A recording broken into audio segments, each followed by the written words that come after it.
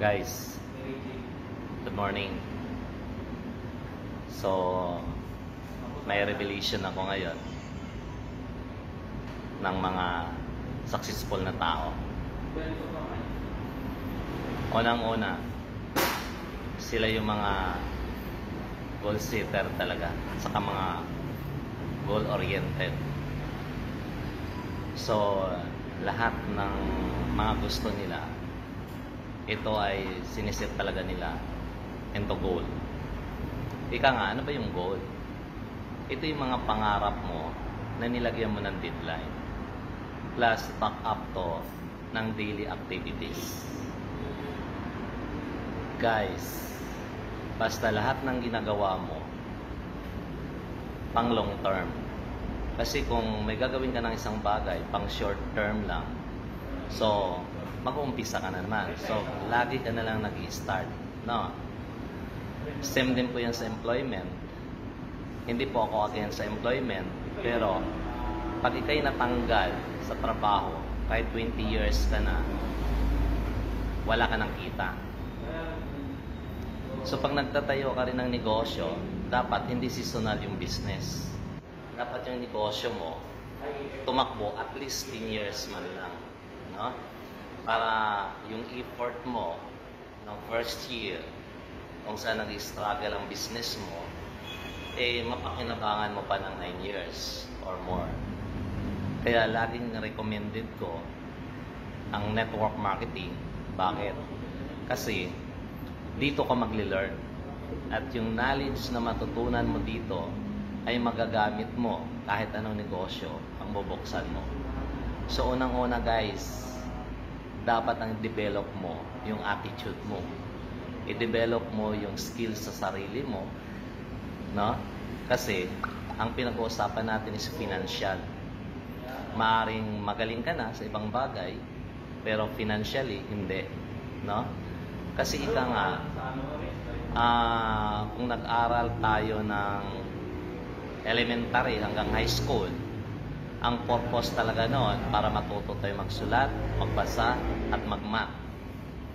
Bakit tayo nagka-college? Kasi para magkaroon tayo ng profession. Guys, kahit mayroon ka sa dalawa na yan, maghihirap ka pa rin. Hanggat hindi mo matutunan ang tinatawag na financial education. Kasi halos lahat ng bagay ngayon, no? Dinadaan na sa pera. So, dapat matuto ka ng financial education. No? Paano palaguin ng pera? Paano paramihin ng pera? No? So, wala ito sa school. So, saan natutunan po ang financial education? Sa loob ng bahay. Nandun ang professor mo. Di ba? Kung negosyante ang parents mo or mayaman ang parents mo, pero kung ang parents mo ay walang alam sa pera, tama? So, anong ituturo niya sa'yo? Diba? Kung ang parents mo empleyado, kung ituturo sa'yo, magpakagaling sa employment. Tama? So, susundan mo yung footstep niya eh. Or, mayroon pang isang industry na nagtuturo ng financial, ang network marketing. Guys, dito ka mag-umpisa. Sa H2W, 2.6 lang.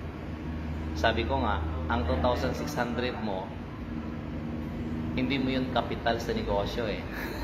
Di ba? Kundi, pang tuition mo yan para mag-learn ng business. Tama no? Kasi, wala ka pang skills eh. Wala ka pang knowledge sa negosyo eh. Ngayon, pumasok ka dito para mag-learn, ay di pang tuition mo yan. Di ba?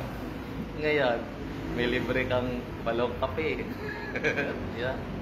So, guys, ito yung perfect na negosyo para sa'yo. So, kung mayroon mang mga mayayaman na sumasali sa industry ito, hindi yun pang sarili ang ginagawa nila. Sumasali sila kasi gusto nilang tulungan yung iba. Nililibre pa nga nila ng membership. Diba? Pinoprovide nila ng products. Pinamimigay lang nila yung products. Kasi nga, mid na sila. Ibig sabihin, nagawa na nila yung mga pangarap nila. So guys, kung ikaw ay hindi pa kumikita ng malaki, itong para sa'yo. So, good luck guys. See you on my next video. Bye.